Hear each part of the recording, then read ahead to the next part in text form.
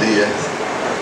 Hoje nós vamos iniciar a 17ª Semana de Museus. O Instituto Histórico está participando pela primeira vez desse evento, justamente porque nós conseguimos esse mês registrar o nosso museu no Instituto Brasileiro de Museus, o IBRAM. Isso para nós é muito interessante, porque hoje nós temos esse registro e o IBRAM ele destina aos museus uma ajuda financeira para atender algumas necessidades. Você faz um projeto, manda para lá e tal. E ele nos ajuda com isso. Hoje pela manhã eu fiz uma matéria, uma entrevista na InterTV, falando dessa semana e enaltecendo a nossa instituição. Eu acho que poucas instituições nesse país estão fazendo uma programação tão extensa como a nossa. Nós temos uma programação de uma semana inteira, né? Com diversas palestras, visitas guiadas e tudo isso. E nós vamos, após essa abertura, nós vamos bater um papo aqui com o Ricardo, com o Gustavo, jornalista e assessor da presidência, justamente sobre o que já fizemos, já realizamos aqui na instituição do Histórico e o que estamos a realizar, inclusive com uma situação muito interessante agora, os convênios que nós estabelecemos, então vamos tratar de toda essa. Outro convênio que estabelecemos agora foi com o Tribunal de Justiça e a Escola de Magistratura. Nós vamos lançar um trabalho de Amaro Cavalcante, um trabalho único, foi escrito em 1890, mas só foi publicado em 1904. Isso trata da responsabilidade civil do Estado. Nós só tínhamos 2 livros desse aqui. Um com o doutor Múcio, que quando faleceu, a biblioteca dele foi doada na Ladier, na UniRN. E o outro era o doutor Mário Porto, mas ele levou esse trabalho, antes dele falecer, esse trabalho já estava na Bahia. Então, por sugestão do nosso colega sócio do Instituto Armando Holanda, nós vamos publicar esse, já está, o livro já está sendo diagramado, né, e com apoio do doutor Rebouças, presidente do tribunal, e o doutor Saraiva, que é o diretor da Escola de Magistratura. Vamos publicar esse livro, um trabalho importantíssimo. E nessa reunião nós já conversamos com ele para publicar um outro trabalho de grande importância, que é um trabalho do Dr. João Chaves, que é um trabalho muito interessante e único nas Américas, né, sobre penitenciárias. Bom, então com isso nós damos essa abertura e eu passo a palavra aqui para o jornalista Gustavo para a gente fazer um bate-papo aqui informal sobre a instituição Instituto Histórico. O tema da nossa conversa hoje é o Instituto Histórico Geográfico do Rio Grande do Norte como núcleo da cultura, história e tradição do Rio Grande do Norte. Acredito que nós podemos trabalhar estes pontos hoje, né? O que é cultura, tradição e história no Rio Grande do Norte hoje? Bom, eu acho que a instituição Instituto Histórico é a instituição que tem feito mais pela cultura no Rio Grande do Norte e, se pudermos observar mais, o Brasil inteiro. As instituições históricas elas não estão muito em atividade. Às vezes por conta das suas gestões longevas e tal, e também por uma diretoria, vamos dizer, que não tenha tanto afim como nós fazemos. Porque, como vocês sabem, a instituição Instituto Histórico, nós não temos nenhuma renda ordinária, mas conseguimos produzir tudo que nós produzimos aqui, com publicações, com programas vitoriosos, como a Quinta Cultural, que já já fizemos mais de 20 palestrantes já compareceram a essa sala, fazendo as mais variadas palestras, né? Desde a Ponte de Gapó, onde o Manuel Negreiro esteve na Inglaterra, visitando a siderúrgica, onde foram feitas as peças de aço que vieram para cá, como também palestras que abrangem a parte do nosso litoral, o Atol das Rocas, o arquipélago de São Pedro e São Paulo. Tivemos palestras sobre o símbolo jurídico do Pelourinho, o professor Arraes fazendo palestra também aqui. De maneira que por último, agora tivemos o Levi, o professor Levi Pereira, fez a presença holandesa do Rio Grande do Norte, dividida em duas palestras. Fez a primeira em março e agora fez a segunda parte dessa palestra. Então, essa Quinta Cultural, podemos reputar que é um programa vitorioso que nós temos. Que outras atividades o Instituto desenvolve, por exemplo, na parte museológica? Assim, o que ele apresenta do seu museu de interessante? Você pode destacar algumas peças? Bom, ninguém destacaria melhor essas peças do que você, porque você foi diretor do museu aqui. Agora, o que eu quero dizer é o seguinte: quando nós assumimos aqui, o museu estava disperso, tinha algumas peças onde hoje é o prédio da administração, né, e outras aqui, e nós conseguimos reunir tudo isso em um ambiente só. E além disso, nós tivemos a sorte de nós temos aqui peças sacras, como vestas, paramentos do Padre João Maria, do primeiro bispo de Natal, Dom Joaquim de Almeida, como também do cônego Jorge Obrey.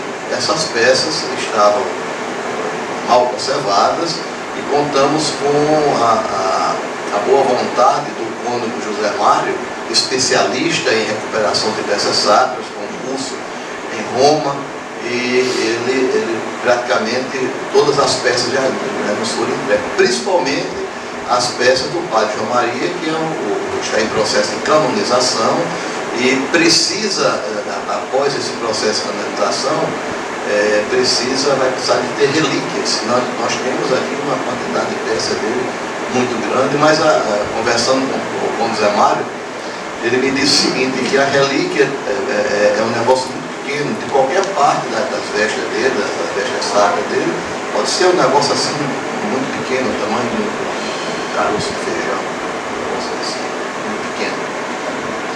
E essas peças nós vamos posteriormente fazer uma exposição, né? Mas além do mais, nós temos aqui a primeira pia batismal, nós temos aqui uma réplica do Marco de Touros, que por direito devia estar aqui nessa instituição, porque não há nenhum motivo para essa peça estar na Fortaleza do Rei Marcos. Principalmente nesse momento que a Fortaleza está sendo recuperada, está sendo usado pedreiros e toda essa estrutura para recuperar, aquela peça nunca poderia estar lá. Nós temos aqui o Pelourinho, nós temos a coluna capitolina, nós temos diversas peças aqui na instituição, então nada mais justo que essa peça está aqui. Mas como não depende de nós, estamos prontos para receber, se isso for do interesse do IFAM, que administra esse patrimônio.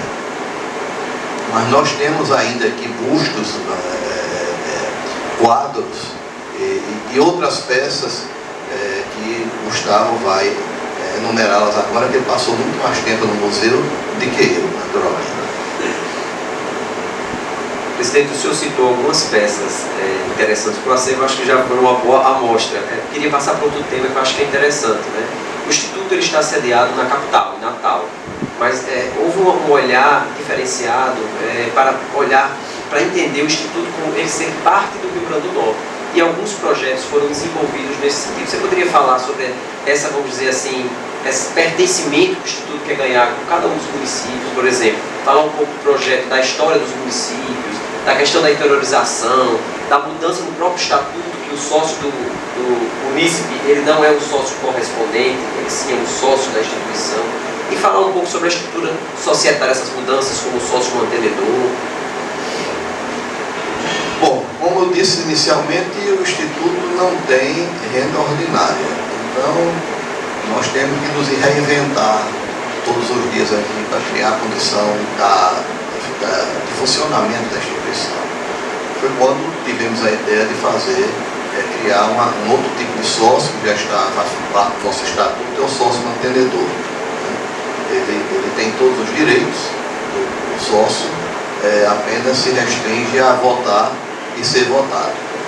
Mas todos os outros direitos ele tem. Nós temos, quando nós chegamos aqui, existia uma condição do sócio dos interiores, Mossoró, Caicó, Corrainova, serem sócios correspondentes. Não havia uma percepção de que o Instituto Histórico não era de Natal, e sim do Rio Grande do Norte. Então cuidamos de transformar todos esses sócios correspondentes em sócios efetivos, né? E fomos mais além. Nós dividimos o Estado em 7 regiões e criamos administradores, né? Gerentes administradores, é isso? Para poder cuidar desses municípios, né? Assistentes gerenciais, né? Desculpe. Então, para cuidar desses municípios, para poder fazer contato com esses municípios. E nos surgiu também a ideia de escrever a história desses municípios. O que é que fizemos? Na nossa revista, nós dedicamos uma parte da nossa revista a escrever a história de cada município. Isso feito pelos próprios municípios. Então isso é muito interessante. 50 anos possamos ler e a história não se modifica. Então nós tiramos a parte política, a parte de elogios que não cabem naquele momento. O nosso desejo é escrever a história dos 167 municípios do Estado. Publicamos 39 numa revista que já está publicada. Nós temos uma segunda revista agora que vai sair com a média de 35, 38 municípios. E assim vamos, em todas as revistas, vamos publicar uma parte desses municípios, até completar os 167. Eu tive na outra reunião, no lançamento do livro sexta-feira aqui, eu tive com o secretário de Educação e falei com ele sobre esse projeto, e dizendo que o nosso interesse, a nossa pretensão é que ao final de escrever a história de todos os 167 municípios, seja publicado um livro, né? E esse livro seja distribuído em todas as escolas estaduais e municipais, para que aquela escola e os alunos daquela escola tenham conhecimento de cada um daqueles municípios. Coisa inédita, porque eu acho que a última publicação dos municípios abrangia quantos municípios? 20, 25 municípios? Eu acho que é por aí, não mais do que 25 municípios. Hoje nós temos 167 e vamos escrever a história de todos eles. Já que estamos falando sobre publicações, o senhor poderia comentar um pouco sobre as mais recentes publicações da instituição, por exemplo, não se tratando apenas da revista, mas alguns trabalhos pioneiros em outros sentidos, como a publicação do catálogo, como o livro com verbetes mais abrangente, né, que atinge, vamos supor, um âmbito mais nacional, vamos escrever a história de outros institutos. Poderia comentar um pouco sobre estes trabalhos? Como eu disse, apesar de todas as dificuldades, principalmente de ordem financeira, nós não paramos. Nós não paramos. Conseguimos nos reinventar e fazer nossas publicações. Por exemplo, uma publicação nossa, uma publicação inédita no país, foram a história de todos os institutos históricos das capitais, 21, eu acho, 21 instituições. Então nós fizemos, com o apoio da Fierne, nós fizemos esse podemos chamar de um catálogo, alguma coisa desse tipo, né? Uns verbetes de cada instituição, com a ilustração da artista plástica Amanda Carreira, que ficou uma coisa muito bonita, muito elogiada. E o que é que fizemos? Como nós não tínhamos recursos porque essa distribuição era gratuita, nós não tínhamos recursos para distribuir, mandar para o Brasil inteiro, países da língua portuguesa, sempre foi a nossa pretensão, nós recorremos à Assembleia Legislativa e conseguimos que a Assembleia fizesse essa postagem. Então mandamos essa publicação para todas as instituições históricas capitais, uma boa parte do interior e todos os países de língua portuguesa. Uma edição inédita no país, esse catálogo que ficou muito bem elogiado, já estamos recebendo retorno dos países que receberam, das instituições que receberam, e algumas até solicitando a compra desse catálogo para distribuir com outras pessoas, para dar de presente e tal. Tudo isso é voltado para essas nossas publicações. Outra coisa, perguntou mais sobre catálogo. Sim, eu ia dizer, outra coisa, pela primeira vez nós fizemos um catálogo das nossas peças, né? Publicamos esse catálogo no ano passado, com essas peças todas aqui, o que é que nós temos aqui de importante da instituição. E como já tem, com o passar do tempo, nós descobrimos outras relíquias, outras preciosidades aqui, porque nós, nessa arrumação aqui do nosso acervo, estamos verificando, estamos descobrindo, né? A palavra é essa, descobrindo preciosidades, né? E então nós vamos, nosso pensamento até o final do ano, produzir um outro catálogo, né? Com mais peças, com mais descobertas. E por falar em descoberta, eu queria dizer aqui a vocês que em uma dessas arrumações que fizemos aqui para instalar umas estantes utilizantes, nós descobrimos uma peça de grande importância, que é o brasão original do Rio Grande do Norte. Nós não tínhamos o brasão que era usado, eram usados diversos brasões diferentes um do outro, e acontece que no governo Vilma, a Casa Civil resolveu unificar esses brasões e criou um brasão mais um tanto estilizado, que é hoje o que se usa no Rio Grande do Norte, todo esse brasão, inclusive na bandeira. Mas com essa nossa descoberta, a parte estava um pouco descolorida pelo tempo guardado aqui, e nós contratamos nosso designer para dar cor a esse brasão, e hoje nós temos um trabalho que já está pronto para ser levado à governadora. No próximo dia 20 nós temos uma reunião com a governadora, vamos levar esse brasão para poder fazer uma palavra nesse catálogo que tem toda a história do brasão, né? As leis, porque não mudou nada, a lei não mudou, o decreto não mudou, está tudo como era. A única coisa que estava diferente era o próprio brasão, ele não tinha o brasão original, e hoje nós temos, né? Então isso vai mudar o quê? Vai mudar a história do Rio Grande do Norte, porque vai mudar a bandeira do Rio Grande do Norte, vai mudar todos os impressos do Rio Grande do Norte, de prefeitura, de carros oficiais, de tudo, né? Então, essa reunião no dia 20, nós vamos apresentar esse trabalho que já está pronto.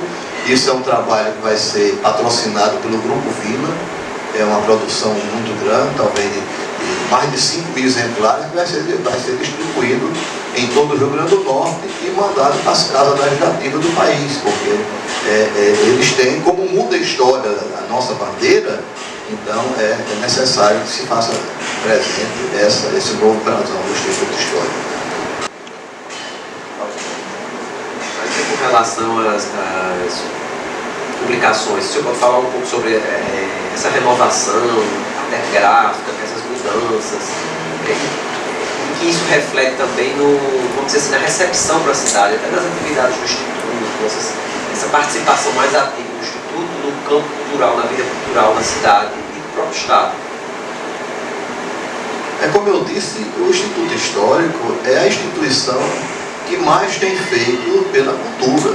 Tanto é as nossas publicações, o nosso interesse em trazer coisas que estavam perdidas para revitalizar isso.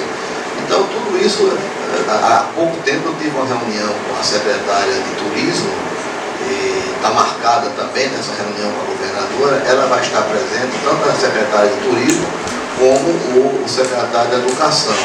O que é que nós queremos com isso? Nós queremos revitalizar o centro da cidade, porque precisamos de um turismo cultural, que nós não temos. O nosso turismo está focado em praia. Então, muitos, principalmente os europeus, eles não querem só praia, eles querem cultura. E essa área nossa aqui está praticamente tudo fechado. A Pinacoteca está sendo revitalizada, nós temos aqui o Memorial Câmara Cascudo, que também está em obras. A única duas instituições que estão aqui ativas, o Instituto Histórico e o Sobradinho. Então é importante que, se nós desejamos um turismo cultural, de espalhar essa cultura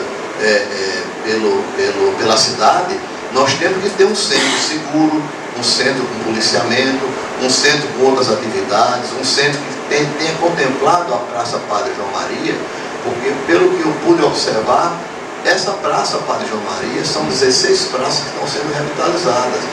Então, ainda, não sei se está, parece que a Praça Padre João Maria não está revitalizada.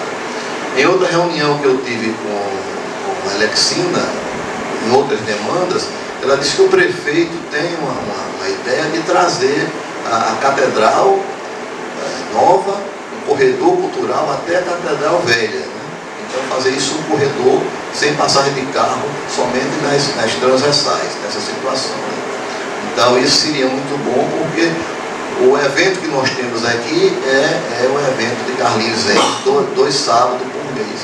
Quer dizer, onde junta muita gente, junta colégio, sexta-feira, por exemplo, sábado, por exemplo, chegou um salesiano que vinha visitar a instituição histórica aqui, eu acho que talvez 100 alunos que estiveram aqui, e passaram um bom tempo lá, vendo o show musical, o show de Carlinhos Zendes, depois se dirigiram aqui, eles estavam fazendo um passeio histórico, foram ao Sobradinho de Café Filho.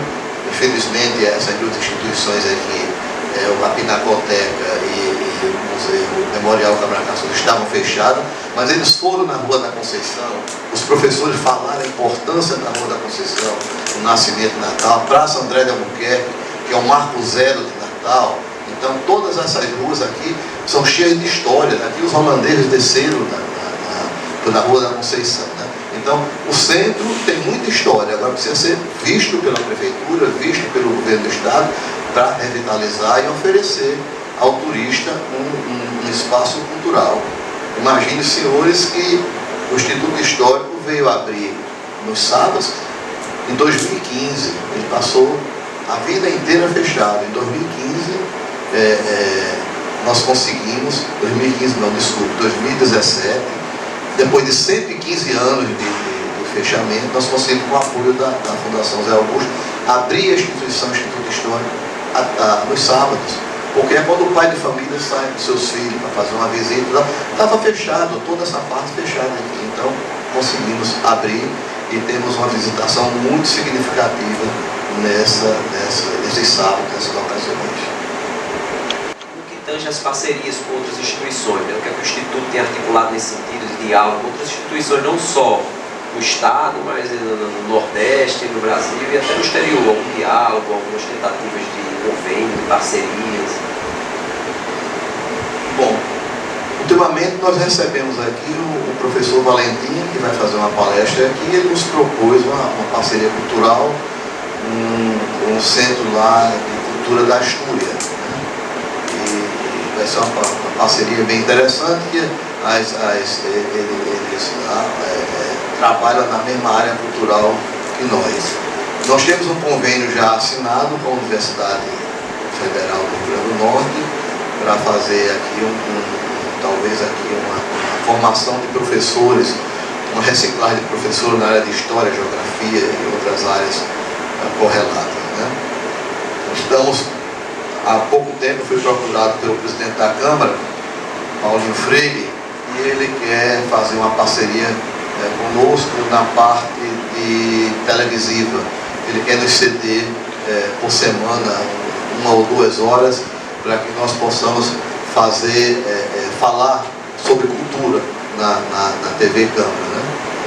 Temos parceria com a Assembleia Legislativa, que através de emendas parlamentares e tal, e nós temos alguns recursos advindos dessas emendas parlamentares.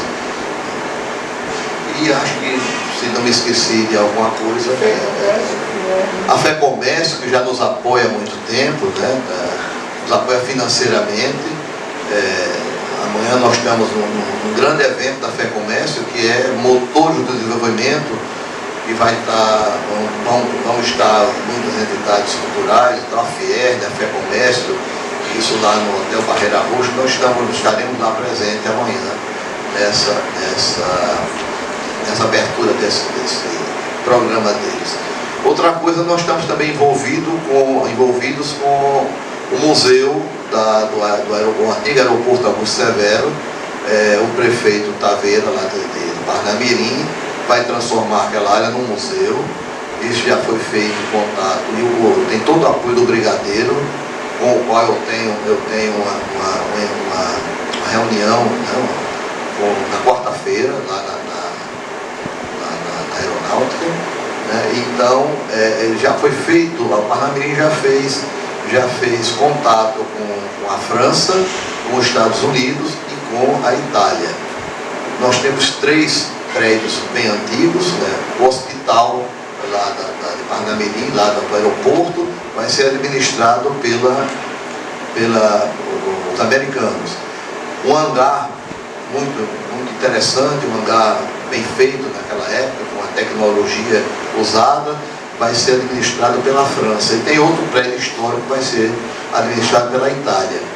Então nós estamos pensando que dentro do aeroporto vai ter exposição de avião, várias coisas, vamos colocar, nosso projeto. Eu falei com o prefeito, ele concordou com a ideia, e nós vamos fazer uma lojinha lá, um souvenir de Augusto Severo, contando a história, coisas da instituição, Instituto Histórico e todas essas, para que o turista, quando for lá, ele não saia apenas com as lembranças, mas com algum souvenir, com alguma peça interessante, que ele tenha alguma referência daquela localidade. Porque eu digo o seguinte, que o nosso Augusto Severo, apesar da importância dele, macaíbense, né, ele foi muito sacrificado, porque começaram com a Praça Augusto Severo, que hoje transformaram em Praça Dom Bosco, né?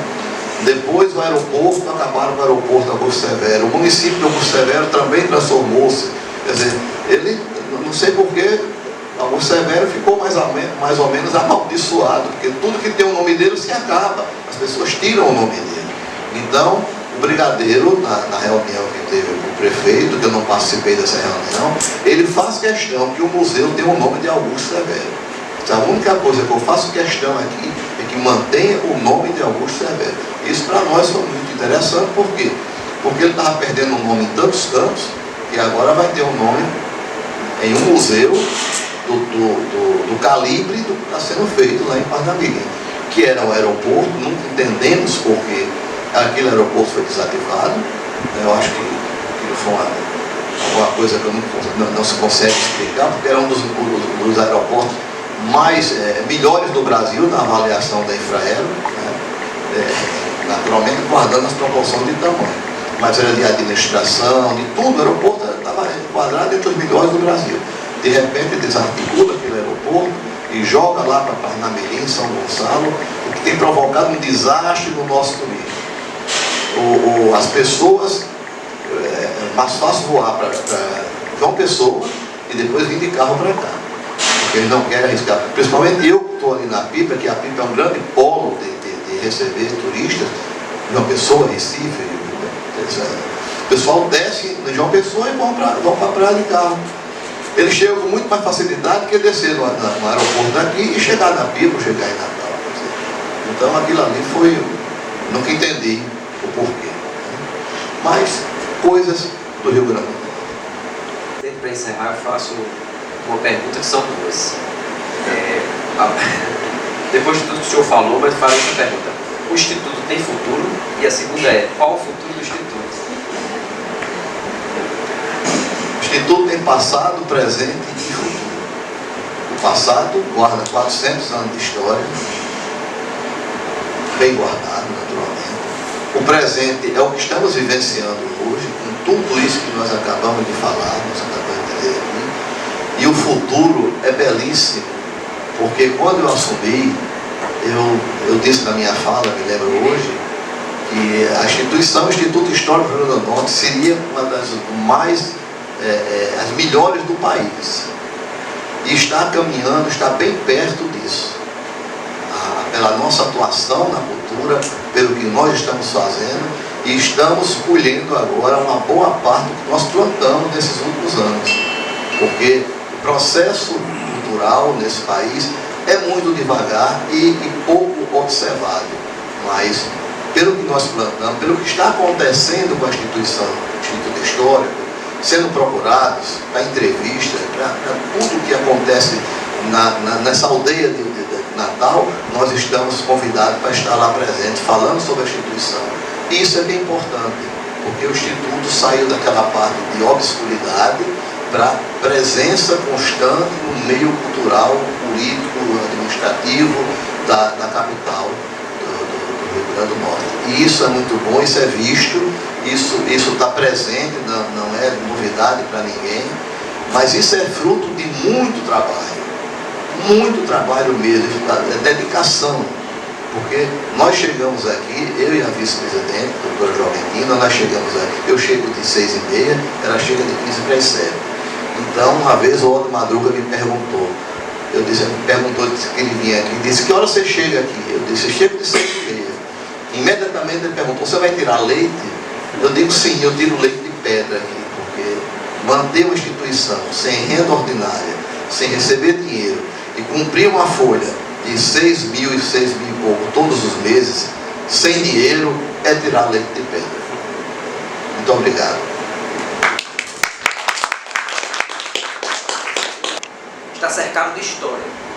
Tenho duas perguntas agora direcionadas.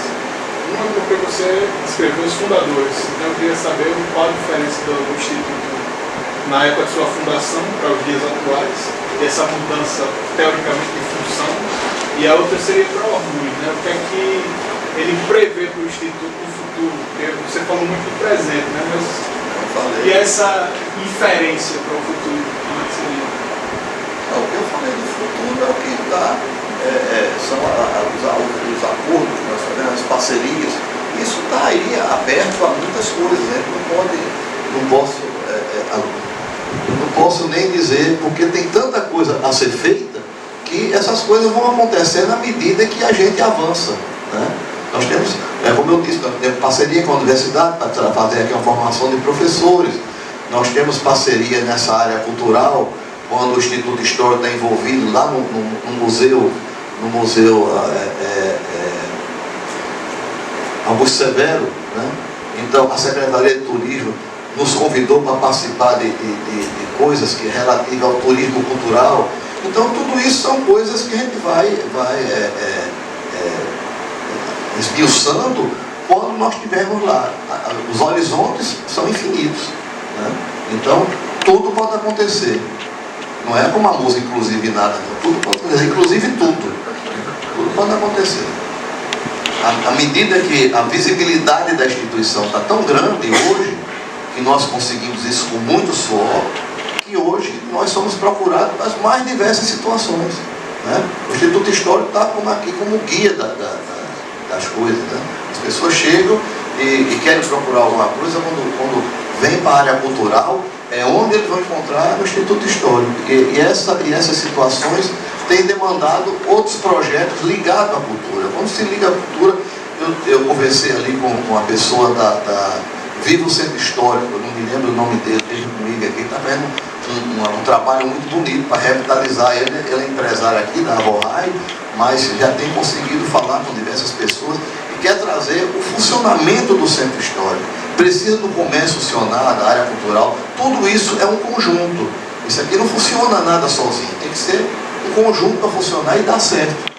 Todas as entidades têm que estar ligadas para que isso possa alcançar o desejo de fortalecer esse centro histórico. Interessante, o passado existe como uma espécie de olhar para trás, mas para poder seguir em frente.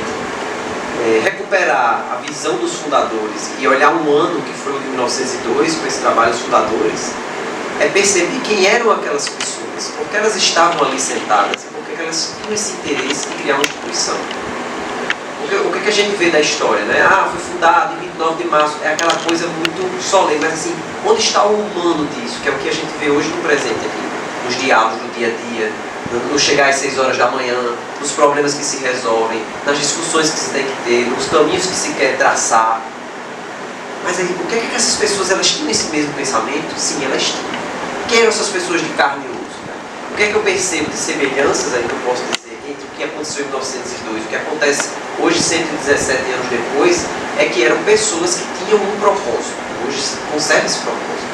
Elas queriam realmente construir um Rio Grande do Norte, a partir da sua história, registrar o que aconteceu, ter um espaço em que se fosse aberto para o diálogo. Naquela época não existiam as universidades. Hoje a gente tem as universidades especializadas e aqui a gente quer criar um espaço muito e amplo para o diálogo. Então quem eram essas pessoas? Eu percebi que era uma união. O mais novo tinha 23 anos, era recém-formado em Direito pela faculdade do Recife, que era mais próximo. O mais velho já tinha 60 e muitos anos. Então, quer dizer, essa união de tempos, que também é hoje o que a gente encontra aqui, essa crença de que se estava criando uma coisa nova é uma paixão, né? Que é o que Tavares de Oliveira diz, os nossos papéis velhos, esse amor pelos papéis velhos, pelos livros, pela cultura e pela nossa identidade, né? Essa recuperação é o ser norte-rio-grandense e o papel de registrar isso e tornar isso perene. O que é bonito hoje é perceber que, eu não acredito que eles talvez sonhassem que 117 anos depois essa instituição ainda estivesse de pé. Eu acredito que hoje ela está, e ela está renovando esses laços, o que foi feito em 1902. Então, nós estamos, depois desse tempo todo, tentando recuperar essa essência, para que deixemos para os próximos 117 anos. Acho que é isso.